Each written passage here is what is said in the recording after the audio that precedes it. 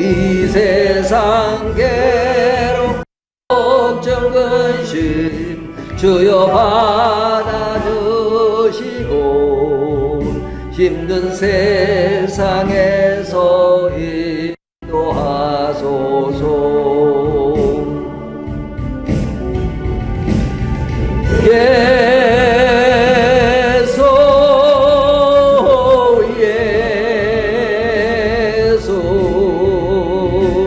지금 오셔서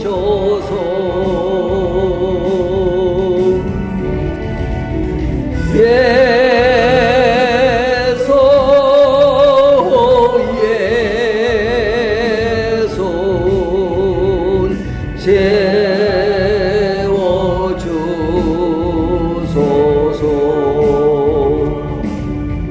모여라 좋게 찬양하라 나의 귀한 친구여 주 이름 앞에 너도 손 모으고 오 너의 슬픈 세상 눈물 너의 쌓인 아픔은 십자가 앞에 너 모두 버리고 예수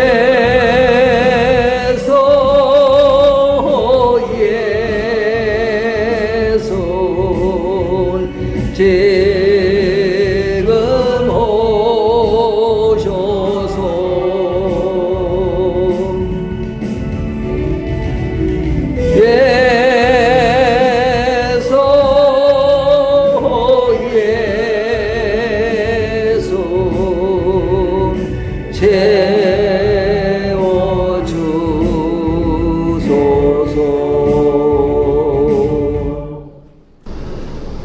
사랑과 은혜의 하나님 아버지, 이미 오셔서 천국을 이 땅에 펼치셨고 다시 오셔서 영원한 구원과 심판을 약속하신 우리 주를 찬양하며 경배드리기 위하여 저희들 오늘 또 함께 모였습니다. 주님 안에서 하나 되게 하시고 깊은 영적 예배를 드릴 수 있게 도와주시옵소서. 저희들의 예배를 기뻐 받아 주시옵소서. 사람들은 자연의 변화에 따라 절기를 정하고 그 순리대로 적응하며 살자고 합니다. 또 문명의 이기들을 만들어서 그 속에서 더 편하게 살 궁리를 계속해 왔습니다. 그러나 주관자이신 하나님의 뜻을 거스르며 아름다운 자연을 계속 파괴한 결과 살인적인 더위 속에서 올해가 앞으로 올 여름 중 가장 시원한 해가 될 거라는 무서운 경고까지 받게 되었습니다. 이러한 오만과 어리석음이 어디서 오는 걸까요? 왜 사람들은 끊임없는 욕망과 거짓과 잔인함의 덫에서 벗어나지 못할까요? 내가 알파요 오메가라고 직접 말씀하신 하나님께 의지하여 저희들의 근원적인 죄의 문제를 해결받기를 원합니다. 세상은 험하고 미혹과 타락이 보편화되어 있어 이 속에서 구별된 삶을 살아가기가 참 만만치가 않습니다. 그렇다고 제 자신 굳건한 믿음과 강한 의지로 무장되어 있지도 못하니 그로 인한 자괴감을 피할 수가 없습니다. 내 소유의 변화에 따라 마음이 요동치고 가족 간의 사소한 말 끝에 속이 상하고 친구의 다른 의견에 화내게 되며 세상의 악을 보며 분노와 저주에 휩싸이는 저희들을 보게 됩니다. 하나님은 우리 믿는 자들만이 아니라 모든 인간들을 다 사랑하시고 계신다는 말씀에 정신이 번쩍 들어 그동안 미워하고 소원했던 사람들을 떠올리며 그들을 위해 기도하겠다고 엎드려 봅니다. 그런데 자꾸 말이 막힘을 경험하게 됩니다. 제 안에 절렬함과 시기심과 오만함이 아직도 강하게 저를 지배하고 있음을 느끼게 됩니다. 진정으로 넓고 따스하고 너그러운 마음을 가지길 소원하지만 어리석은 제 자신은 별로 변한 게 없음을 지각하게 됩니다. 제 마음까지도 다 아시는 주님, 저희들을 불쌍히 여기시고 저희들의 믿음 약함을 용서하셔서 주님의 길로 인도하여 주시옵소서. 목마른 자에게 생명수 샘물을 값없이 주시는 하나님, 우리를 자녀 삼아 주시고 우리의 모든 눈물을 닦아 주시고 다시는 사망이 없고 슬픔이 없게 하여 주시겠다고 약속하여 주신 하나님만을 바라보며 기쁨과 감사함으로 살기를 원합니다. 믿지 못하는 자들과 우상 숭배자들과 거짓된 자들을 타는 못에 던져버리시겠다고 하신 하나님의 준엄하신 말씀을 잊지 않으며 떨리는 마음으로 살기를 원합니다. 약속하신 그 세상이 어떤 모습일지 구체적으로 그려지지 않지만 그래서 더 기대가 되며 위로가 됩니다. 주여, 그날까지 저희들과 함께하여 주시옵소서. 우리 밝은 교회가 성숙한 교회의 본이 되길 원합니다. 세상적 가치를 우습게 여기며 오직 하나님만을, 예수님의 십자가만을, 다시 오실 예수님의 약속만을 굳게 믿고 의지하며 사랑과 평강의 마음을 이웃들에게 전파하는 교회가 되기를 원합니다. 이곳에 보내주신 주의 종에게 날마다 성령 충만함을 허락하셔서 기쁘나 슬플 때나 힘이 날 때나 기진하여 지칠 때나 오직 진리의 말씀을 붙잡고 전파하는 일에 기쁨과 감사함으로 충만하게 하여 주시옵소서. 몸과 마음을 치유하여 주시는 하나님의 은혜에 감사하며 이 모든 말씀을 우리 주 예수 그리스도의 이름으로 기도합니다. 아멘. 온 세상에 캄캄하여서 참 빛이 없었더니 그 빛나는 영광 나타나 온 세상 빛이었네. 영광의 주, 영광의 종, 밝은 눈이 내게 비추었네. 영광의 주, 영광의 주, 이 세상에 빛은 오직 주 예수님. 주 말씀을 맺는 사람은 그 마음이 시원하고 주 명령을 준행하는 자 그 길이 하나겠네. 영광의 주, 영광의 주, 밝은 눈이 내게 비추었네. 영광의 주, 영광의 주, 이 세상에 빛은 오직 주 예수님.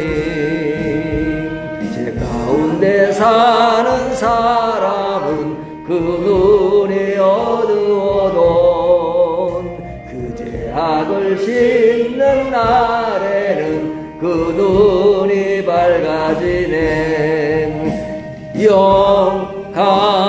영광의 종, 영광의 종, 밝은 눈을 내게 비추었네. 영광의 종, 영광의 종, 이 세상에 빛은 오직 주 예수님. 아멘. 자, 오늘 오늘도 이렇게 만났습니다. 너무너무 반갑죠. 옆에 분과 인사 좀 나누겠습니다.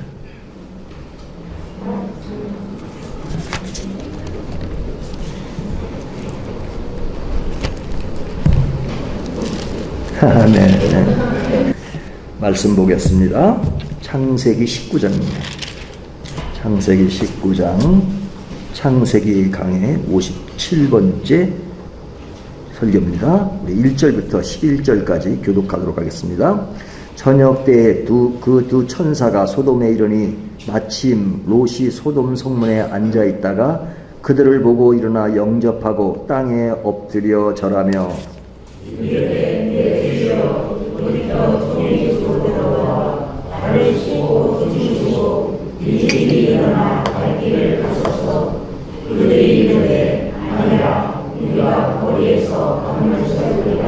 롯이 간청함에 그제서야 돌이켜 그 집으로 들어오는지라. 롯이 그들을 위하여 식탁을 베풀고 무교병을 구우니 그들이 먹으니라. 그들이 눕기 전에 그 성 사람 곧 소돔 백성들이 노소를 막론하고 본문에서 다 모여 그 집을 에워싸고. 롯이 부르고 그에게 이르되 오늘 밤에 내게 온 사람들이 어디 있느냐 이끌어내랴. 우리가 그들을 상간하리라. 롯이 문 밖에 우리에게 나가서 뒤로 문을 닫고 이르되 청하노니 내 형제들아 이런 악을 행하지 말라. 내게 남자를 가까이 하지 않으면 가까이 있노라. 청하노니 내가 그들을 너희에게로 이끌어내리니 너희는 내 소를 배워 그들에게 행하고 이 사람들은 내 죄를 도와왔으며 이 사람들에게는 아무 일도 저지르지 말라. 그들이 이르되 너는 물러나라. 또 이르되 이 자가 들어와서 거류하면서 우리의 법관이 되려 하는도다. 이제 우리가 그들보다 너를 더 헤아리라 하고 롯을 밀치며 가까이 가서 그 문을 부수려고 하는지라. 그 사람들이 손을 내밀어 롯을 시로 불러들이고 문을 닫고 11절 같이 있습니다. 문 밖에 무리를 대소를 막론하고 그 눈을 어둡게 하니 그들이 문을 찾느라고 헤매었더라. 아멘. 오늘 읽은 말씀 그렇게 어렵지 않죠? 읽으면 딱 이해가 될 정도의 내용입니다. 두 천사가 소돔으로 갔습니다. 소돔으로 왜 갔느냐 하는 것은 이미 전 시간에 말씀을 드렸으니까요. 소돔으로 갔을 때 롯이 성문에 앉아 있었다 하는 이야기를 하죠. 이 성문에 앉았다는 것은 그냥 물리적으로만 앉았다는 것이 아니라 성문에 앉는 것은 그 당시에 재판을 한다거나 어떤 관료급의 사람들이 그 일을 행한다 하는 차원에서 성문에 앉아 있다라고 말하는 것입니다. 그러니까 롯이 아브라함을 떠나 소돔에 갔을 때 그의 직위가 어느 정도 있었다는 것을 알 수 있죠. 근데 그 롯이 그 두 천사를 맞이합니다. 맞이했을 때 이제 그 집안에 그 소돔의 다른 사람들이 찾아와서 이 사람들을 내놓으라. 이 사람과 상간하겠다. 이 상간하겠다는 것은 성행위를 말합니다. 그러니까 롯이 왜 그렇게 하느냐? 너희는 악을 행하는 것이다 하면서 자기의 두 딸을 내어놓으면서 그 딸을 너희가 어떻게 하라 하는 것으로 이제 이야기가 전개되면서 굉장히 상태가 아주 어려울 때 이 두 천사가 그것을 정리하는 내용이 이제 오늘 본문의 내용입니다. 자, 이런 내용을 보면 우리가 제일 먼저 생각되어지는 것이 당시 소돔이 얼마나 타락해 있는가 하는 것을 볼 수 있죠. 하나님이 이미 아브라함을 통해서 소돔의 의인 10명이 없다 라고 말씀하실 정도로 굉장히 타락한 곳이었습니다. 그 타락한 정도를 보이는 것이 여기 성적 타락이 심했죠. 성적 타락. 이 소돔의 남자들이 노소를 막론하고 롯의 집을 에워싸고 손님과 성적 관계를 맺겠다라고 찾아온 것. 여기 상간한다는 것은 성적인 것을 말합니다. 그러니까 이들은 단순한 동성애를 넘어서 집단적 성폭력을 시도하고 그리고 그 도시 자체가 그런 것으로 완전히 쌓여진 그러한 타락된 그런 것임을 보여주고 있죠. 그러니까 성적 타락이 아주 심한 것입니다. 뿐만 아니라 롯이 그들을 향해서 뭐라 그래요? 내 형제들아 이런 악을 행하지 말라 그러죠. 이 롯이 그들을 향해서 형제라고 말하는 것을 보면 굉장히 친밀감으로 그들에게 다가가는 것을 볼 수 있습니다. 그럴 수밖에 없는 것이 롯이 그 곳에 살던 원래 사람이 아니잖아요. 그러니까 그것에 적응하기 위해서는 그들과 더 친화력을 갖는 것은 당연하고, 롯이 그곳에서 그래도 관력급으로 있었던 것은 가진 재산이 있었기 때문에 아마 그 자리에 올랐던 것 같습니다. 그렇지만은 그쪽 사람의 입장에서 볼 때는 이방인이거든요. 그러니까 롯이 그 자리를 유지하기 위해서 굉장히 애를 썼던 것을 간접적으로 볼 수 있죠. 형제들아. 그렇지만 그 사람들이 도리어 그 롯을 향해서 내가 우리의 법관이 되려느냐 이렇게 질문하고 그를 폭력적으로 대응하는 것은 그가 이미 법관으로서 자리 잡고 있다는 얘기죠. 그렇지만 인정을 하려고 하지 않는 것, 이런 것이 그 당시 소돔의 분위기였습니다. 여기에는 우리가 앞에 18장 20절을 보면 하나님을 모르는 소돔과 고모라가 죄악이 크다고 하는 것은 하나님을 거부하고 하나님을 알지 못하는 사이인 것을 말하고 있잖아요. 그러니까 하나님 없이 흘러간 인간 문명의 말기적 현상, 이런 것들이 그 사회를 뒤덮는 그런 분위기라고 말할 수 있죠. 그러니까 이 당시가 굉장히 지금부터 오래된 전의 이야기잖아요. 하지만 오늘날 시대로 보더라도 굉장히 타락한 그런 모습인 것을 알 수 있죠. 그러니까 이러한 곳에서 롯이 산다고 하는 것은 그렇게 쉬운 일은 아닐 겁니다. 롯이라는 사람이 신앙을 완전히 버리고 하나님을 떠난 그런 상태가 아니잖아요. 그래도 신앙심을 가지고 있는 사람입니다. 그런 그가 딱 보았을 때 뭐 애굽과 같고 하나님의 동산과 같다, 이게 하나님의 동산과 같다는 그 기준을 물론 해석을 이렇게 하고 있지만 롯이 볼 때도 그러했다는 것이죠. 그러니까 롯이 그 땅을 오게 된 것은 하나님의 동산 같은 것, 물론 이 하나님의 동산이라는 자기 기준으로 하는 것이지만 그러나 하나님이라는 이름을 걸고 있단 말이죠. 그런데 그런 곳에 와서 사는 그런 것은 쉽지 않았죠. 쉽지 않은, 신앙을 지키는 것이 쉽지 않은데 그가 하는 행동을 보면 자기 두 딸을 그들에게 내어주는 그런 모습을 보면 와, 이게 어떻게 이렇게 할 수 있을까? 손님을 지키기 위해서 두 딸을 내나요? 두 딸을. 그러니까 이 소돔이라고 하는 것은 지금은 그 나라가 없잖아요. 없어졌죠. 그리고 그 지역이 어딘지도 확실치 않습니다. 소돔이 지금 어디냐? 그러면 밑에 있는 그 사해 밑에 쪽에 어느 지역일 것이다, 이렇게 말하는 사람도 있고, 지금은 요르단 쪽이 어디 지역일 것이다, 지금도 그 비슷한 소돔산이라는 것이 있대요. 그래서 그것을 추론하긴 하지만 지금 소돔이 어딘지는 정확히 알지 못합니다. 하지만 그 땅에 살던 그때가 없어지고 지금은 남아있는 것은 그 이름만 남아있잖아요. 소돔이라고 하는 것을 우리가 알 수 있잖아요. 근데 그 이름이 지금도 의학적으로 쓰여집니다. 이 의학적으로 쓰이는 말 중에 영어로 소돔이라는 말이 있습니다. 이 소돔의 끝에 Y자가 붙어요. 이 Y자가 붙는 이 말은 그 의학 용어로 쓰이지만 굉장히 안 좋은 용어입니다. 그러니까 정상적인 성행위를 하지 않는 것을 소돔이라 그래요. 소돔이. 뭐 학문 성교 이것을 말할 때 소돔이 그렇게 말하거든요. 그러니까 이것이 의학 사전에도 있고 일반적으로 지금 쓰이는 용어잖아요. 소돔이라는 말이. 그러니까 소돔이란 말이 어디서 그것이 어원이 왔느냐? 소돔에서 왔잖아요. 그러니까 소돔이 얼마나 성적으로 타락했으면 소돔이란 말이 그렇게 쓰일 정도로 그 당시 사회가 얼마나 타락했다는 것을 말합니다. 그래서 소돔 사람을 말할 때 소도마이트 그러잖아요. 소돔 사람을 때 소도마이트. 그렇기 때문에 큰 욕 중에 하나가 지금은 소돔 사람이 없잖아요. 하지만 저 사람 소돔 사람이야. 소도마이트. 그러면 저 사람 완전히 행실이 그릇되고 성적으로 굉장히 타락한 사람이야 할 때 소도마 이렇게 말한단 말이죠.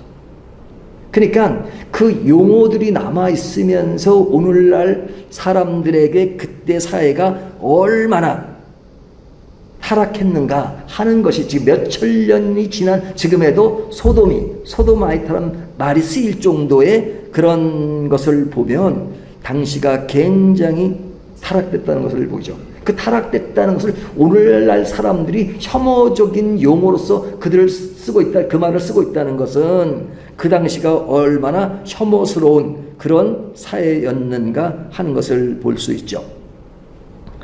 자, 이런 사회 속에서 지금 누가 살고 있는가요?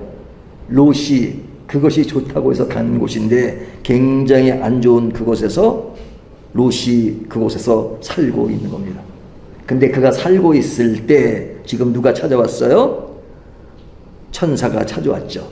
롯의 입장은 천사로 보인 것이 아니라 사람으로 보였죠. 그 사람 두 사람을 찾아와서 그를 아주 깍듯이 대우했습니다. 그러니까 아브라함이 세 사람을 대우했던 것처럼 롯도 그들을 굉장히 깍듯이 대접을 하고 그 집으로 초대했습니다. 그 초대받은 사람이 처음에는 집으로 오려고 하지 않았잖아요.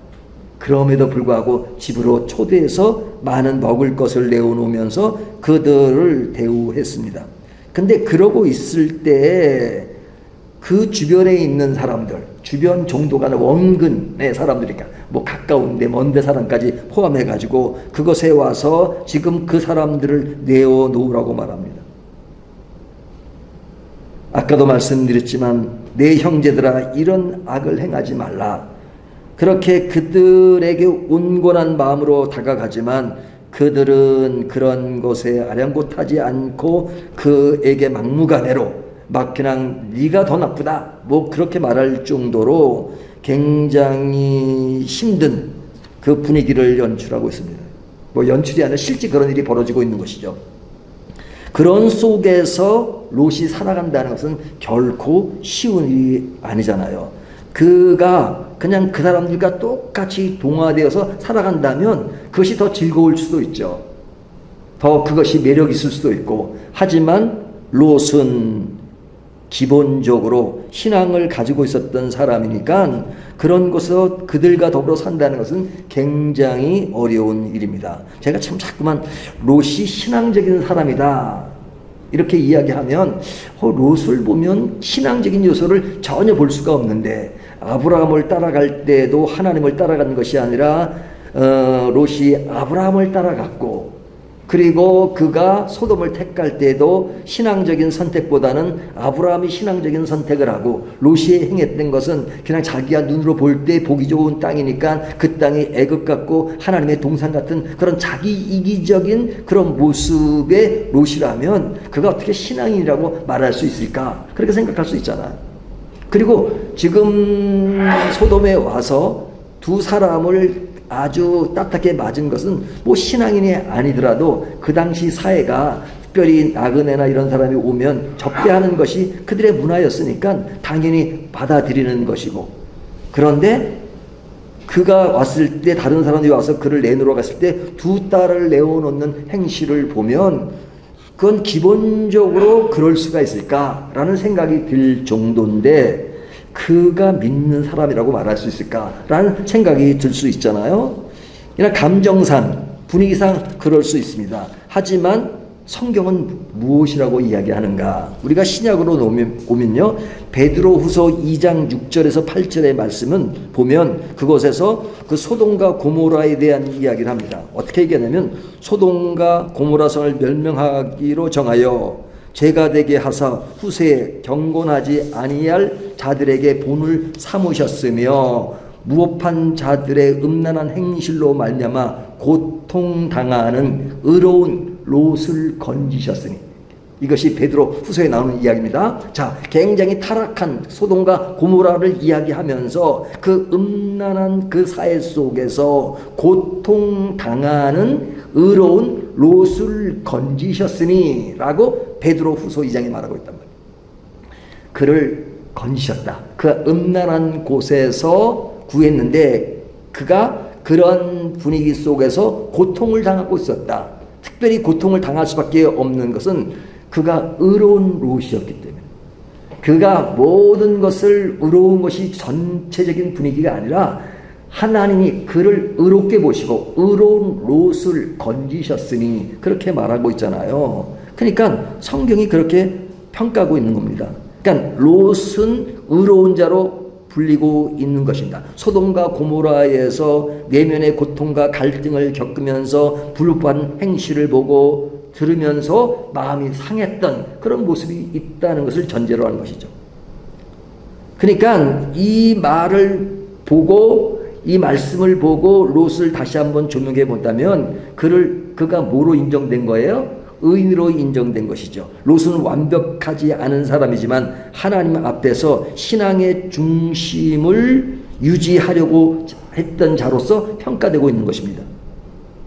그가 내면의 고통을 말하잖아요. 그런 문화 속에 들어가긴 했지만 그 죄악을 보고 마음을 아파하는 그런 마음을 가지고 있었다. 그런 마음을 가진 롯에 대해서 하나님은 그를 긍휼히 여기시고 그의 연약함이 있음에도 불구하고 하나님은 그를 구원하셨다. 이렇게 말씀하잖아요. 실제로 하나님이 그곳에 천사를 보내서 그 의인 10명이 없는 그곳에서 누굴 구한 거예요?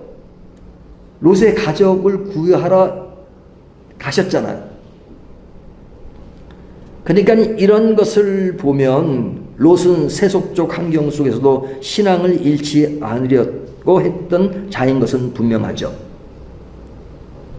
그러니까 특별히 그곳에서 강조되는 것은 뭐냐면 굉장히 어두운 사회의 한 면을 강조하고 그 어두운 사회 속에 들어가서 살아가는 그 신앙인의 한 면을 보여줍니다. 근데 그 신앙인은 의롭다 하지만 아주 신앙이 좋고 깨끗하고 철저하고 그랬던 사람이 아니죠. 만약에 그런 사람이었으면 그냥 그가 소돔으로 가지도 않았을 겁니다.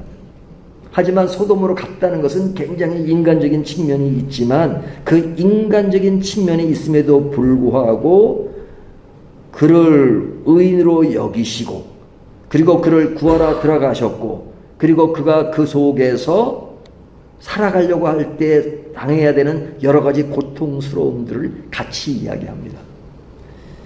이것이 오늘날 우리들에게 주는 메시지가 있어요. 우리가 성경을 보면 우리가 의인과 죄인을 딱 이렇게 가릴 때가 많잖아요. 성경에 이 사람은 의인, 이 사람은 악인. 특별히 우리가 역사서를 보게 되면 이스라엘 왕들이 나오고 유다 왕들이 나오잖아요. 그러면 제일 먼저 구분할 때 이 사람은 선한 왕, 악한 왕 구분합니다. 이렇게 막 구분되죠. 하지만 선한 왕이라고 할지라도 자세히 들어보면 그가 완전하지 않아요. 그렇죠? 그러면 악한 왕이라고 항상 악하냐? 좋은 것도 많이 하는 경우가 있죠. 그렇죠? 헤롯 대왕 그러지만 헤롯 대왕이 그 당시에 이스라엘 사람들에게 굉장히 호응을 받아서 대왕이라고 불리는 것은 뭐냐면 그들이 제일 바라는 성전을 제일 화려하고 크게 지었거든요. 그러니까 그것을 보면 그들은 성전 지은 것으로 헤롯이 사실은 정통 유대인이 아님에도 불구하고 헤롯 대왕이라고 부르는 것은 그들이 어떤 신앙과 연계해서 생각한단 말이죠. 근데 롯을 보면 그의 나타난 행실로 보면 그렇게 부각되는 것이 없어요. 도리어 보면 이럴 수가 있을까? 그럼에도 불구하고 그는 의로운 자로서 그 어두운 세계에서 건졌다.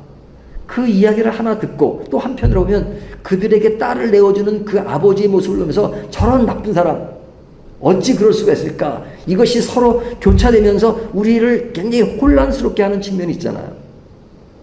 하지만 이것은 너무 두드러지게 나타나는 현상이지만 사실은 이것을 조금 완화한 상태에서 오늘날 우리 자신과 세상을 바라보면 그 격차의 차이는 있지만 그러나 우리가 어떤 세상 속에 살고 있습니까? 사실은 소돔과 같은 세상 속에 살고 있잖아요. 그럼 소돔과 같은 세상 속에 우리는 어떤 모양으로 살고 있느냐?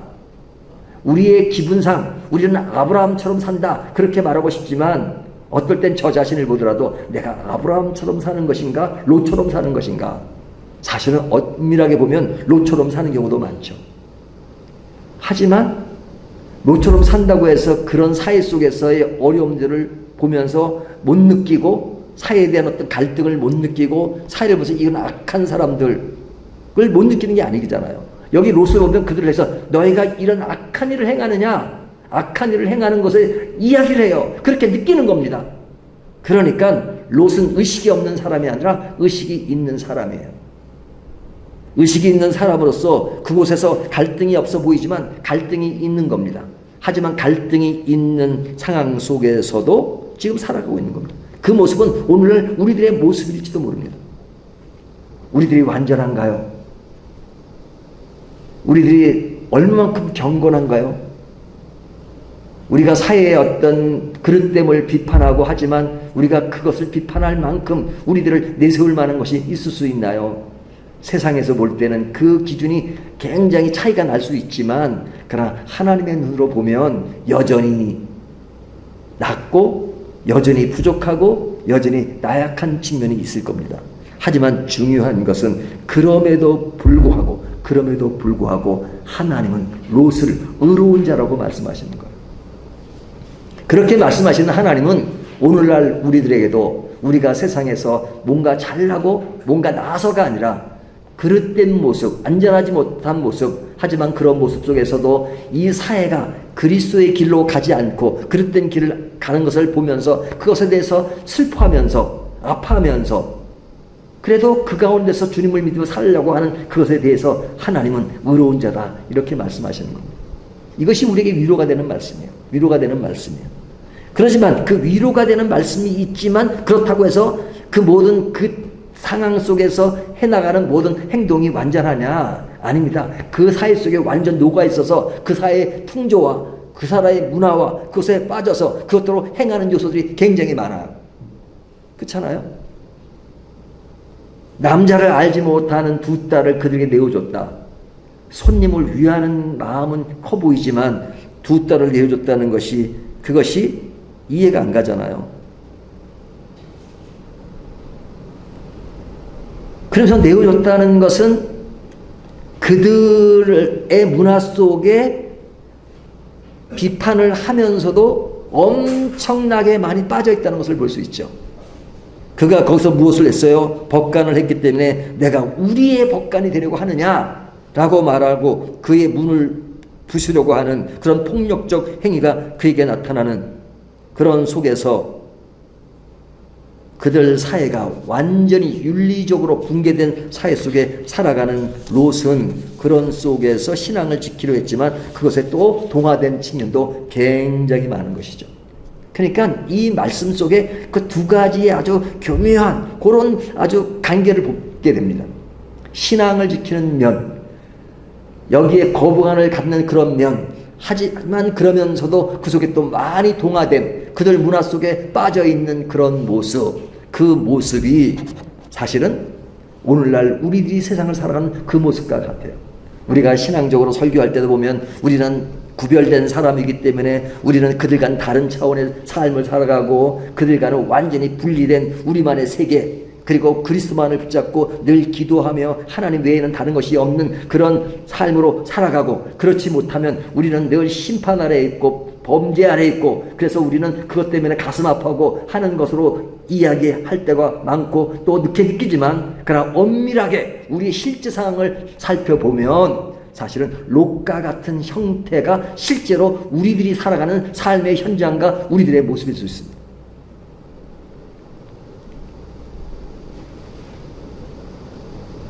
우리가 전자의 모습을 가지면 사실은 우리가 과연 구원받은 사람인가 라고 말할 수 있는 그런 분위기가 있을 겁니다. 하지만 성경이 롯의 이야기를 통해서 우리에게 그렇게 살아도 괜찮다고 말하는 것이 아니라 오늘날 우리들에게 주는 위로의 메시지가 가는 것이죠. 위로의 메시지. 그런 롯을 하나님이 구하기 위해서 두 천사를 보내시고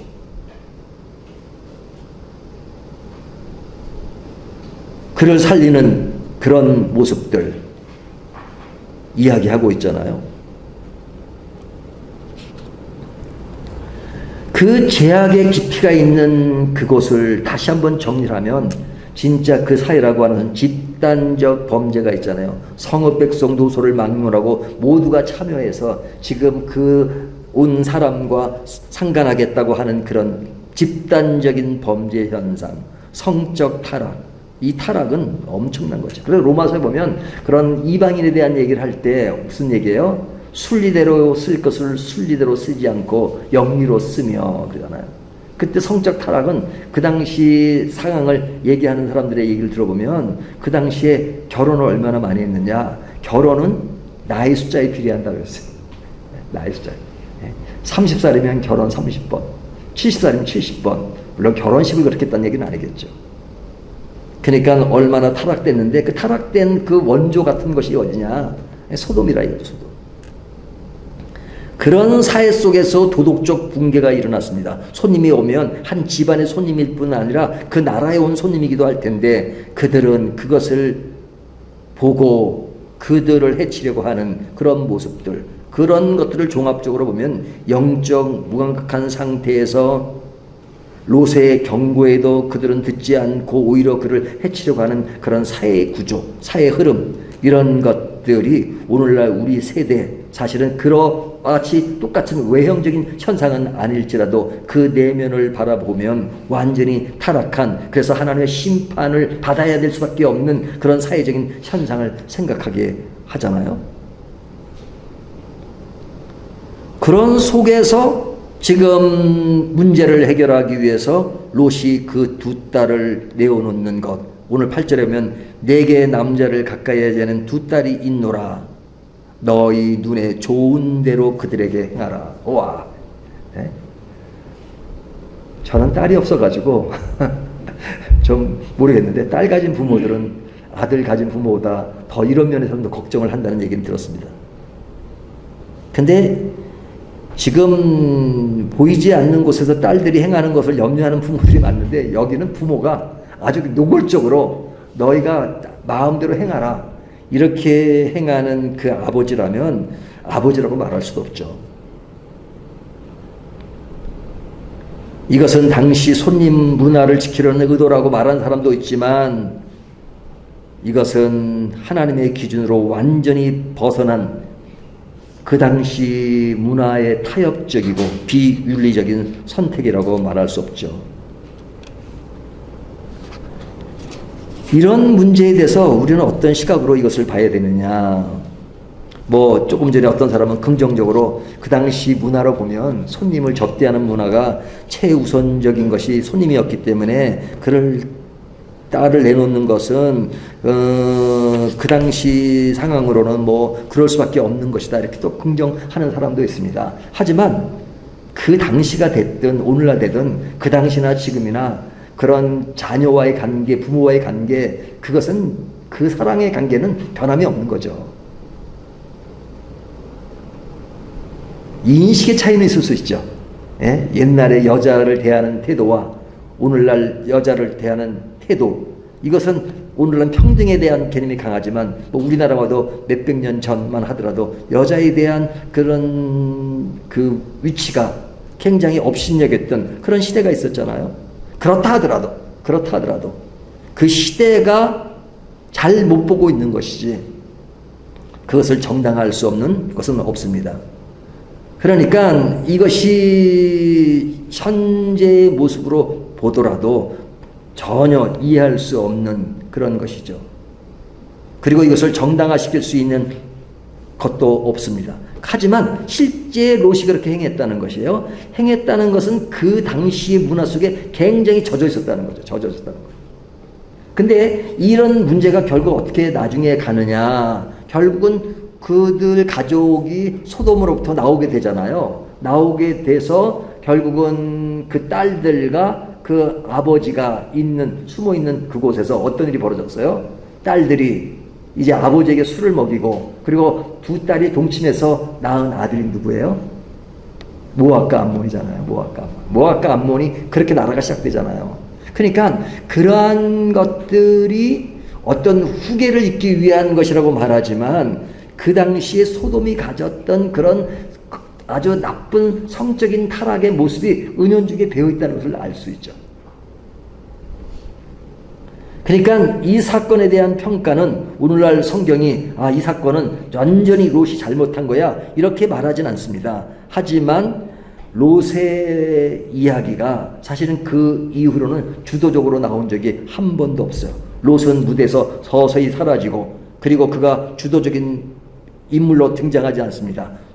모압과 암몬이 있지만 그러나 이 모압과 암몬은 이스라엘과 적대 관계 속에서 흘러가는 것을 볼 수 있잖아요. 그러니까 이들이 행했던 이 모든 것들은 간접적으로 롯의 선택이 바람직하지 않았다는 것을 이야기하는 것이죠. 롯의 행위는 문화적으로 볼 때도 손님 보호를 위한 극단적인 한대를 한 것이고, 도덕적으로 보더라도 여성 인권을 무시한 가부장적인 선택, 그리고 문학적으로 보더라도 권력 구조의 반전과 어떤 그런 시대의 어떤 그릇된 것을 보여주는 것입니다. 우리가 성경적으로 볼 때도 완전히 신앙의 연약함과 인간의 모습을 보여주는 그런 형태의 모습이 오늘 본문에서 이야기하고 있는 것이죠. 자, 그러니까 이런 이야기가 오늘 본문에 주도하고 흘러가는 이야기인데, 이 이야기의 마지막이 어떻게 됩니까? 제일 마지막 절을 보면 한번 볼까요? 19장 11절을 보면요, 같이 한번 읽어볼까요? 11절 시작. 문 밖에 무리를 대소를 막론하고 그 눈을 어둡게 하니 그들이 문을 찾느라고 헤매었더라. 그러죠. 자, 이 이야기는 뭐예요?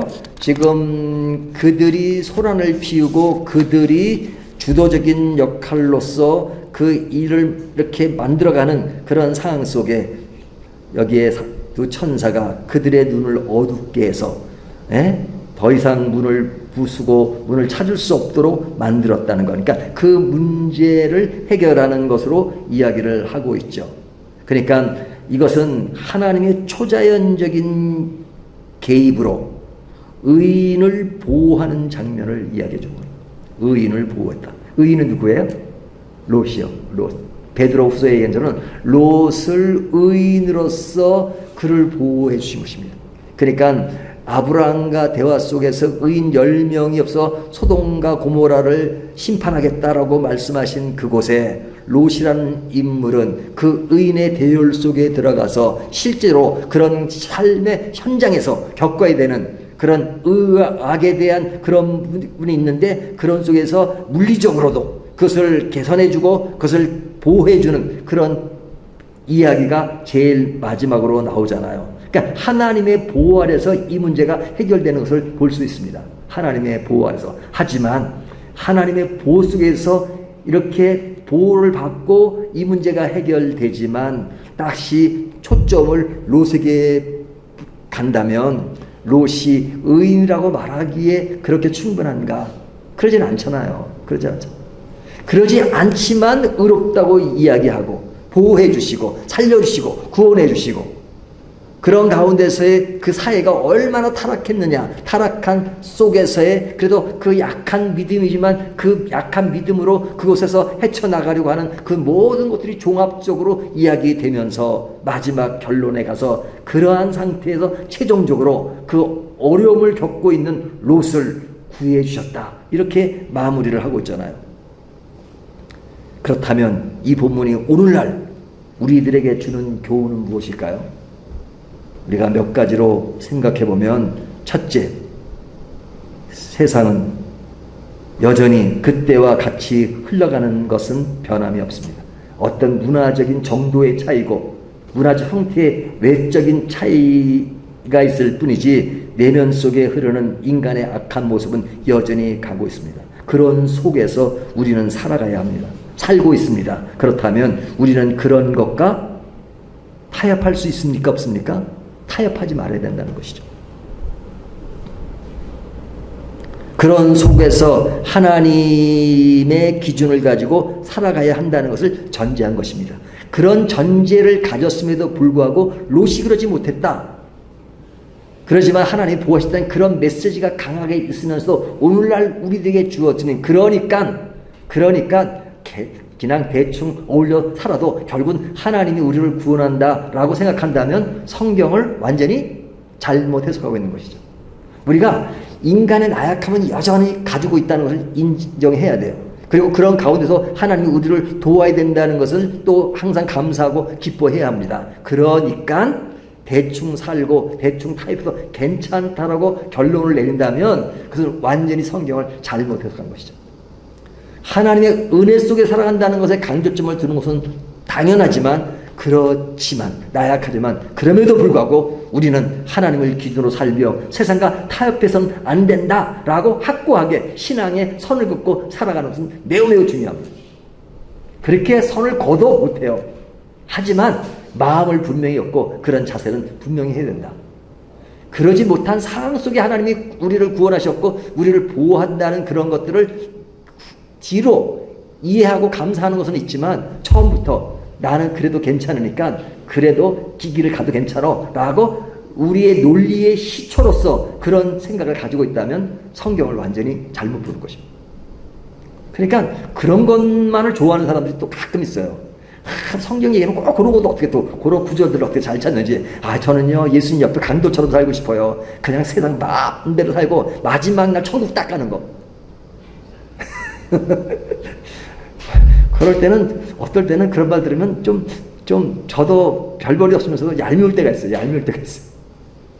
근데 우리는 확고해야 합니다. 우리는 죄를 짓는 인간이에요. 하지만 결코 죄를 지어서는 안 된다. 하나님의 뜻대로 살아야 된다. 절대 타협할 수 없다 하는 어떤 신앙적 신념은 아주 강해야 돼요. 세상이 다 타락해도 나만은 타락할 수 없어 라는 그런 마음의 자세는 가지고 있어야 돼요. 그것이 오늘 본문을 제대로 이해하는 것입니다. 그런 맥락에는 하나님의 심판은 반드시 올 것이다. 그러면서도 하나님 그 심판과 함께 우리 의인을 돌보실 것이다. 우리를 의롭게 만드신 그분이, 우리가 요한계시록을 통해서 우리가 구약의 요한계시라고 하는 지금 스가랴를 보고 있잖아요. 그곳에서도 하나님이 구원하시는 의인과 심판에 대해서 확실하게 말씀하시잖아요. 소돔의 타락은 하나님의 공의로운 심판을 자초한 일입니다. 의인이라고 불리는 롯은 하나님의 궁율로 구원을 받은 것입니다. 우리가 그런 궁율로 구원받는 사람들이기 때문에 우리의 마음속에 항상 하나님의 심판이 있다는 것을 인식하는 것이 중요하죠. 그렇기 때문에 우리는 이 시대가 소돔과 같은 세상 속에 살지만 거룩함을 지켜야 한다. 우리의 문화도 우리의 사회도 타락되어 있지만, 소돔처럼 되어가고 있지만, 그러나 그 가운데서 믿음을 지키며 하나님을 기준으로 살아간다면 하나님이 우리를 거룩한 백성으로 삼는 것이고, 그런 우리를 구원하신다. 그런 구원이 있기 때문에 우리는 삶의 가치가 있는 것이고 의미가 있는 것이고 오늘을 살 수 있는 것이다 하는 메시지를 주는 것입니다. 오늘 이 말씀을 가지고 나는 지금 어떤 자리에 서 있는가, 우리가 이 사건을 통해서 솔직하게 롯과 소돔과의 관계를 통해서 나를 아주 정상적인 그리고 객관적인 그런 모습으로 우리를 이렇게 한번 평가해보고, 롯의 형태 갖고 나의 자상이기도 하구나. 하지만 그런 가운데 내가 오늘날 어떤 신앙적인 신념을 가지고 살아야 되는가 하는 것은 이 세 가지를 말씀드린 것처럼 그런 나의 모습이지만 자세는 그래야 된다 하는 것들을 가질 때 우리의 신앙은 좀 더 발전되고, 그리고 믿음의 후손으로 이야기되고 있는 아브라함의 믿음의 후손으로서 우리의 길은 점점 하나님을 향해 갈 것입니다. 그런 길을 늘 생각하면서 같이 그 길에 관심을 갖는 저와 여러분이 되시기를 주님의 이름으로 축원합니다. 아멘. 기도하시겠습니다. 하나님 아버지 감사합니다. 오늘 말씀을 통해서 롯을 의인이라고 말씀해 주시는 것에 굉장한 위로가 됩니다. 그리고 롯이 겪어야 되는 삶의 모습 속에서, 삶의 현장에서 우리들이 겪는 세상과 너무나도 같구나 하는 생각을 하게 됩니다. 그럴 때 우리는 어떤 자세로 이 세상을 살아가느냐, 결국 내 힘으로 산다는 것은 불가능한 일인데 하나님이 우리를 그런 가운데 구원하시고 구원하시는 그런 하나님의 세계 속에 살기 때문에 우리는 지금은 어떠한 자세를 갖고 살아야 하는가를 다시 한번 묵상하게 합니다. 이 말씀의 묵상 속에서 우리는 철저하게 하나님을 바라볼 수 있도록 도와주십시오. 예수님의 이름으로 기도합니다. 아멘.